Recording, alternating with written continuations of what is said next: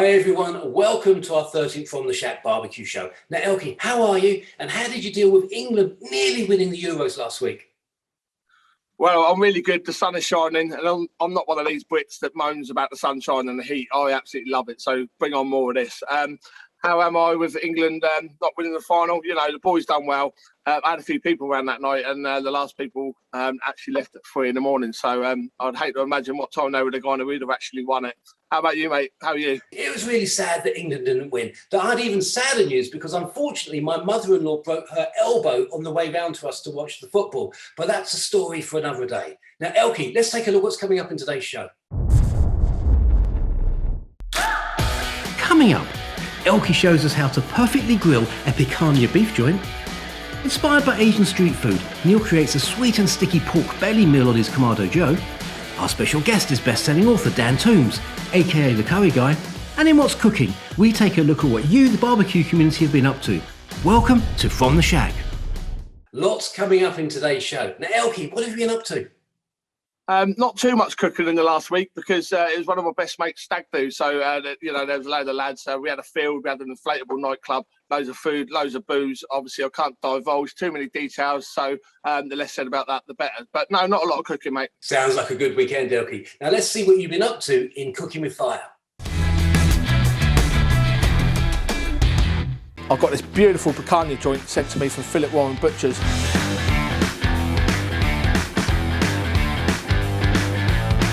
Amazing marbling running through there, and it's got this lovely fat cap. Now this is a prized joint of beef. You'll find it throughout Argentina, Brazil. They absolutely love this stuff, and so do I. Now this is also known as the rump cap or top rump.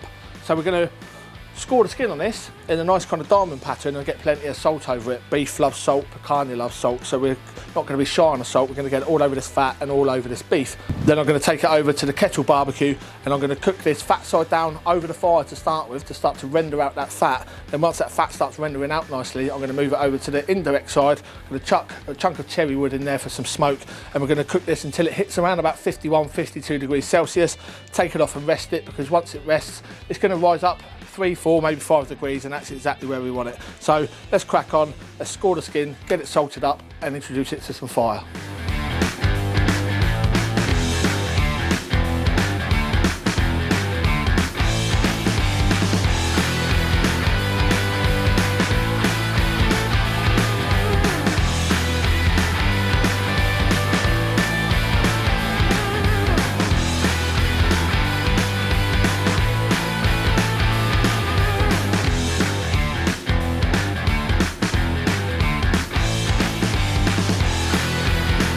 And there we have our beautiful picanha.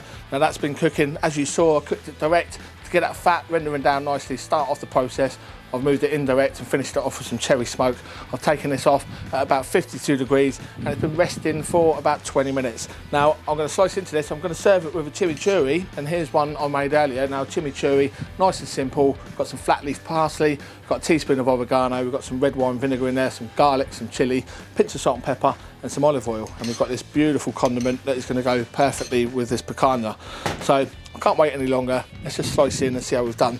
Now it's important with picanha and the majority of steaks to slice against the grain. So we're going to start here. We can see here the grain is running this way, so we're going to slice it this way and we'll see how we've done. So there's our beautiful picanha. You can see there, I've cooked it to a beautiful medium rare. That is still blushing. That is exactly how I like it. Sliced up. Just going to finish it with a little bit of black pepper. So we're just going to take this beautiful condiment, just drizzle that over our picanha like so, and there we go. So there we go, picanha served with chimichurri and of course an ice cold beer. I really hope you'll give this a go. Happy days. Elky, that cook looks so good. But is picanha your favourite cut of beef? Thanks, mate. Picanha, yeah, I've got to say it's definitely up there. I mean, when it's cooked right, nice medium rare, blushing with some chimichurri on there, a bit of crusty bread. Yeah, it's pretty hard to beat. Now, Neal, let's take a look at what you've been cooking on the Kamado Joe.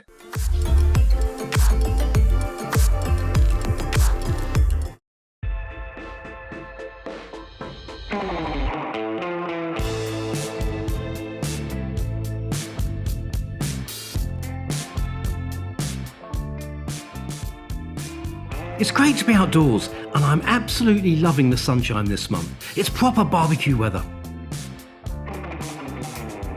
Today in Outdoor Living, I'm creating a pork dish, and I'm going to make it on my Kamado Joe Classic 2. This recipe is inspired by street food from Southeast Asia, and I'm going to make a sweet and sticky pork belly dish. It's estimated that 2.5 billion people enjoy street food every day around the world, and that there are over 100,000 street food vendors in Thailand alone. As the name implies, pork belly is taken from the belly of the pig. It has a very high fat content, which gives the meat a lot of flavour. Traditionally, this cut has benefited from slow cooking methods. This allows the fat to render into the meat over time so that it's moist and tender.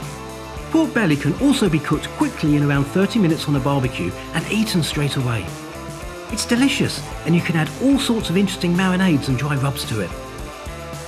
This sweet and sticky pork dish is easy to make, and you don't need many ingredients, and you can pick them all up from your local supermarket. You'll need a pack of pork belly slices and lightly season the pieces on each side. For the sticky sauce, you'll need 2 tablespoons of dark soy sauce, 4 tablespoons of runny honey, 1 tablespoon of fish sauce, and 1 roughly chopped clove of garlic. Mix all the ingredients together and put to one side. Light your charcoal and prepare the barbecue for 2-zone cooking. You'll be cooking directly over the hot coals, and you'll also need to create a cooler area for indirect cooking. Start by placing the pork belly over the hot charcoal and cook for a couple of minutes on either side.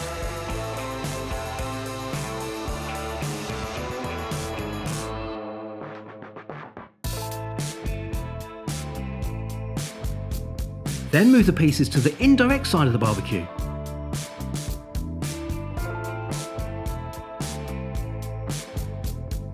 Baste all the slices with the sauce and close the barbecue lid.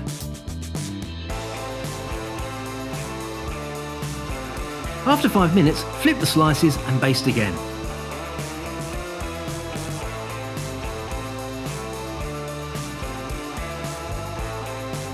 Keep flipping and basting every 5 minutes. After 20 minutes, I gave each slice a little direct heat on their fatty edge, just so that it became nice and crispy on the outside.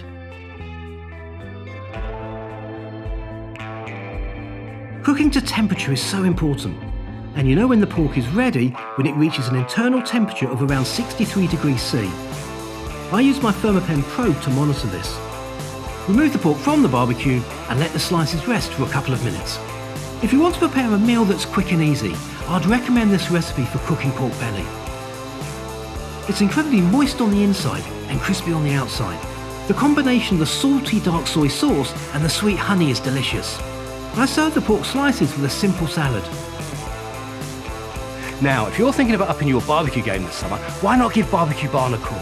They've got shops in Sidcup and Leon C, and they're on hand to give you some great advice on which barbecue kit's right for you. Now, Elky, I have to say, those pork belly slices were delicious. Oh, they looked it, mate. I'm a massive fan of pork belly. Either cooked the way you've done it or cooked nice and low and slow. In fact, I think I'm overdue to cook some pork belly. One thing I've never managed to do is get some crackling on pork belly, and I don't think I've tried hard enough. So I think that's my next cook for sure. That sounds like a good cook, Elky. Now, would you like to introduce our special guest for the show? Yeah, so our special guest is a guy from California who moved over to the UK in the 1990s. He's an award-winning author with many great books out. It's Dan Toombs, a.k.a. the Curry Guy. Dan, welcome to the show. Now, Dan, you grew up in California and you moved to the UK in 1993. Can you remember the first UK curry you ever had? I can, yeah. I was working at a pub in Croydon, and I don't remember the name of the place, but it was amazing. It was a Vindaloo. We went out after work. It was, after we closed at the pub and everything. Went out and tried my first Vindaloo that evening. Loved it and never looked back. Dan, what is it about curry that you enjoy so much? I think it's just the combination of spices. I grew up over in California, and I had a lot of Mexican food, and you name it. A lot of Chinese food as well, and Vietnamese food, and all these have a lot of chilies in it. And so when I came over here and was introduced to the Indian food for the first time, I fell in love with it and decided I had to learn how to make it. Learn how to make it, you did. Now, is it true that your family ate curries every day for a year while you were researching for your first book? That's right. It wasn't even for my first book. It's because I wanted to start a blog. And this is back in 2010. And I knew that in order to have a successful blog, I was going to have a lot of content on there. So yeah, that's what we did is, breakfast, lunch, dinner, we made Indian food and I photographed it and put it on the blog. And yeah, that's how we did it. So it went a little bit longer than a year though. We did it for about 2 years. I bet they enjoyed it every single day. No, I think the kids were like sneaking out to friends' houses to get pizza. But yeah, we did it though. Dan, what's the secret behind the creation of a good curry? Fresh ingredients. Cooking is about 5% of it. As long as you just be sensible about your cooking and make sure that if you look in the pan, if your spices are burning, take it off the heat. But if you've got as long as you've got really fresh, good quality ingredients, you're going to end up with something that tastes good. I apologise if you can hear any background noise. My neighbour's just decided to start cutting her lawn, but we'll crack on. So, Dan, obviously you touched there on fresh ingredients and not burning your spices. Now, I remember probably in the early days of trying to cook curry, I'd wonder why my curry probably tastes a little bit bitter. And you soon learn that once those spices turn, you need to start again, really, don't you? You've got to be so careful with them. And, the worst thing that you can do is burn your spices or use old spices. Anything that's just been sitting in your cupboard, some kind of a curry powder or something like that that's been in your cupboard for more than 3 months, you may as well throw it out. I remember having curry powders and spices and stuff, and you look at the packet and it's like, expired 3 years ago. You're like, blimey, it's been that long since I last used that spice. What are your favourite curries? I have a lot of favorite curries. So, right now I'm doing a lot of, I've been working on my barbecue book. So I'm doing a lot of Pakistani curries, just, curries that are heavy with meat and ghee and you name it. But I also like the light stuff too. I would say my favorite curry is one which it's called lamb mapas. It's a Kerala curry from the south of India. Very nice. I like lamb a lot, so I also like a lamb nahari as well. Talking about favorite curries, if you were to sit down for a whole curry meal, what would be, kind of talk us through your ideal kind of starter, main, sides? As a starter, it'd have to be homemade papadums, which is going to be in my next book. They just are amazing. I learned how to do those when I was over in India and have never looked back there. I just love them. So that with a selection of homemade chutneys. I also like pani puri. Not sure if you're familiar with pani puri, but they're like little shells that you fill with spicy water and different things. Very nice. Then I'd probably get a selection of curries. So, most people know me from my books for the British stuff. So I'd obviously have to make some, maybe a chicken tikka masala for the kids and a vindaloo for those that like it spicy. But I also like authentic curries as well. So I'd probably have a good butter chicken in there, maybe spice it up a bit, but a butter chicken and the lamb nahari I mentioned before. And for a dessert, beer. You're making me hungry and thirsty. Yeah. Absolutely. Now, Dan, when you venture out and you eat out, where are the best UK curry houses? Oh, they're all over the place. There's some great ones. There's great places in Bradford that I love. I love going to London because there's such a selection down there. One of my favorite places is a place called Lahore Kebab House, which isn't fancy at all, but this place is just crazy. And you can watch the chefs in the back. They have a big open kitchen, and like watching them cook now. And obviously, if you want to go upmarket, there's places like Cinnamon Club and those which are very impressive as well. Dan, you've written 6 brilliant cookbooks. Can you talk us through how much effort, planning, time it takes to create one of your books? Thank you very much. And each book takes a little bit over a year. So I'm usually working on 2 books at the same time. So I've been finishing up this Curry Guy barbecue book that I'm doing, and I'm working on another one after that, which I can't really mention yet. But so I'm working on 2 at the same time, and they take a lot. I just turned in my manuscript for that book for the Curry Guy barbecue, and we've got loads of editing to go back and forth, and photo shoots, and you name it. So a good year it takes to put it all together. And is that a year of testing new recipes, tasting new recipes? Yeah, I know we said earlier that obviously you cook curry every day for 2 years. I mean, is it still relentless for every book?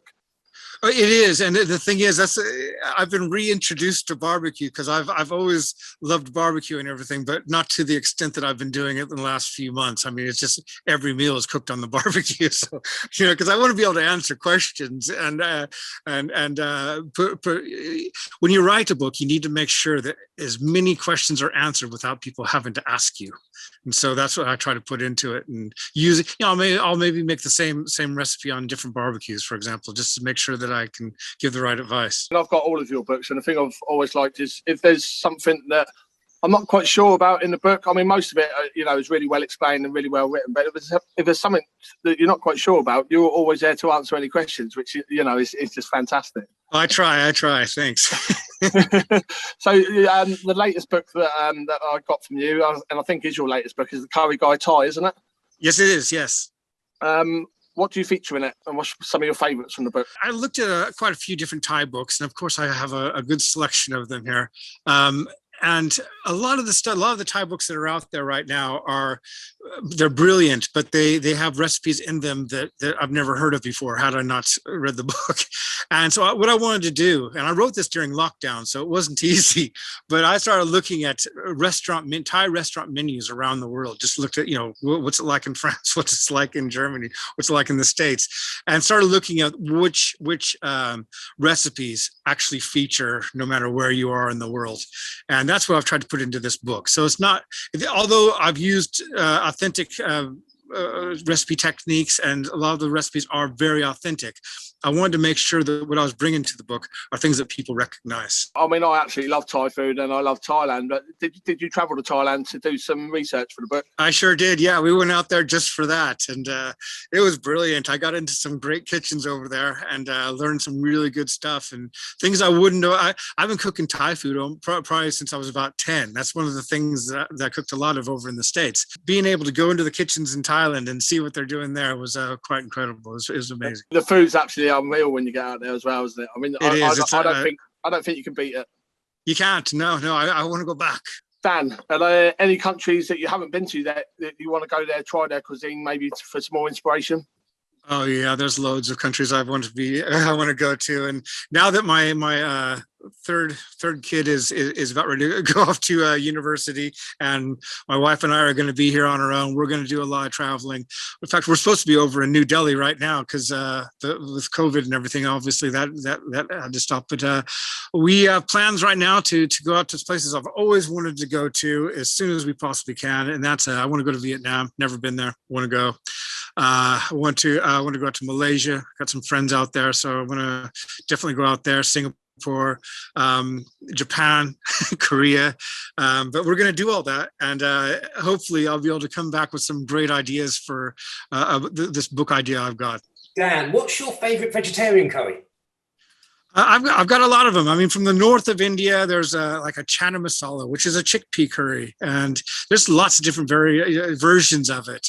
But I like them. The different broths you can make. Even one's I can't remember the name of it right offhand, but it's a chana masala which is made with tea bags. So you actually have the color of the tea bags in the curry. You can't taste the tea, but it just gives it a really nice different look and appearance to it. Being such a master at curries, do you ever order a curry in? Well, not very often. Usually if I'm not cooking, because I cook so many curries, if I'm not cooking, I get something else. Go out and get a sushi or something. Now, Dan, you've got your YouTube channel. How much do you enjoy making the films? I like making the films, but what I really don't like is, it's not that I don't like it. I'm just not I'm not a technical person, and so my videos unfortunately tend to lack a bit because I'm not very good at the editing side, but I do enjoy doing it. Now, these days, how important is social media for authors to get their messages out to platforms like Instagram and Facebook? It's hugely important. In fact, you're probably not going to get a book deal if you aren't really strong with your social media and have a good following. Unless you've got a TV show and people know you already, you need to have that social media presence. And that's the reason why my first book, The Curry Guy, the red one, that's why it sold so well, is because I focused so much promoting my blog and answering people's questions and getting people to know who I was and know that they can ask me questions. That's what helped sell that book. And it's the same way with all of them. We first met at a weekend event, wasn't it? A weekend masterclass. We sure did, yes. At Big in France. I mean, how much do you enjoy that side of things, the kind of demo stuff and teaching people? I love it. You know, I give classes here now. You know, it's just it's something that, I'm usually sat in front of my typewriter from my computer, you know, just typing up recipes and maybe testing stuff on my own. But it's nice to be able to get to know people and you know, just get out there and teach a bit as well. And so it's a big thing I enjoy doing. I can see the appeal. I can see why people love it. It was a good time, wasn't it? it was a great weekend, a really, really good weekend. And you even got the guitar out and sung us a few songs. So yeah, we won't mention that though, will we? Obviously, this is a barbecue show, so we're going to ask you some barbecue questions. I mean, you touched earlier that you've been barbecuing a lot. I mean, how much do you enjoy cooking outside, and why do you enjoy cooking outside? I've always loved to go outside and barbecue. I much prefer cooking outdoors to indoors. It's social, isn't it? It's getting friends around. It's the whole thing. It's the whole package, and that's why I love doing it so much. So yes. You got any favorites you like to cook on the barbecue?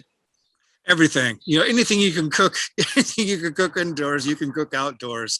I've even heard people cooking cakes on a barbecue. I haven't tried that one because I don't really like cakes, but yeah, if you can cook it indoors, you can cook it outdoors, and why not?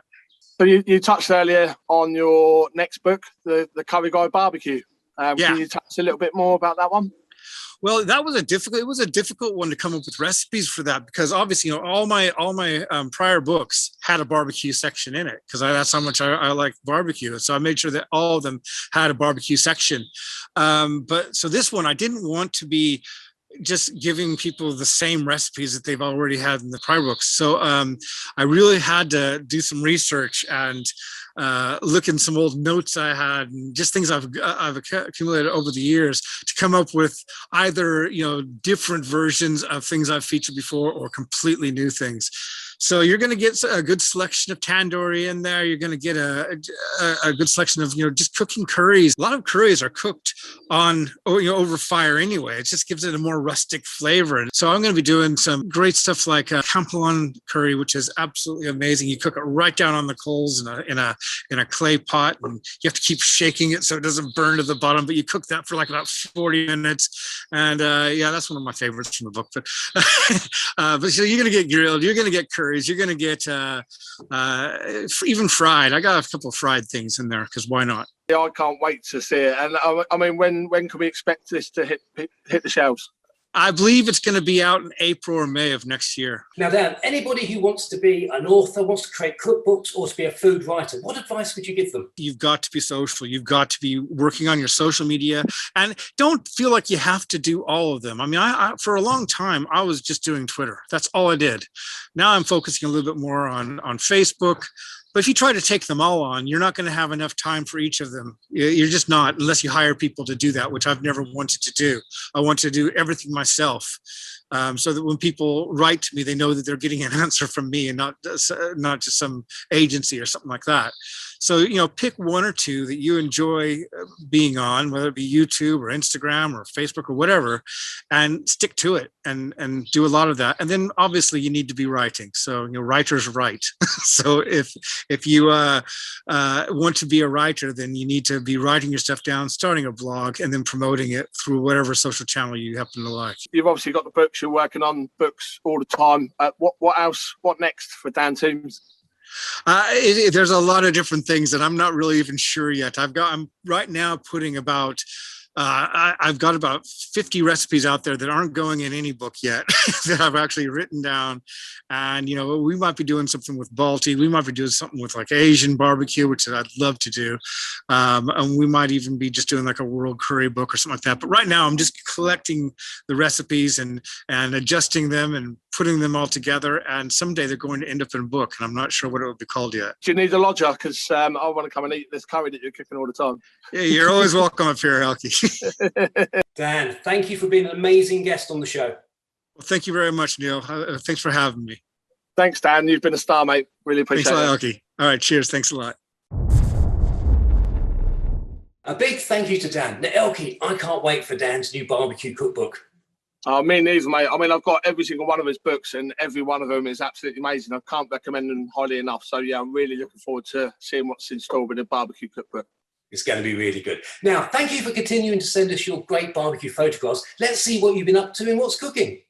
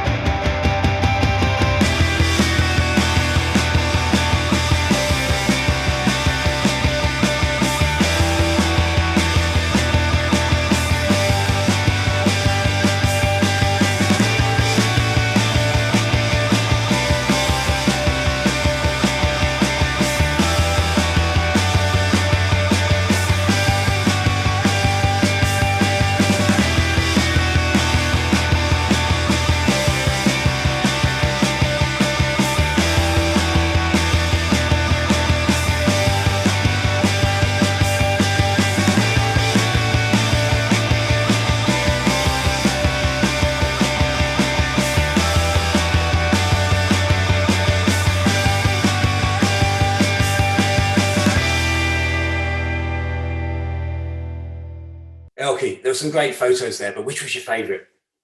This was a tough one. I agonised over this one for a long time, but my favourite has to be Cornish Carnival with that picanha. I mean, we were talking about picanha earlier. Picanha's on the brain, and this picanha looked amazing. So congratulations, Cornish Carnival.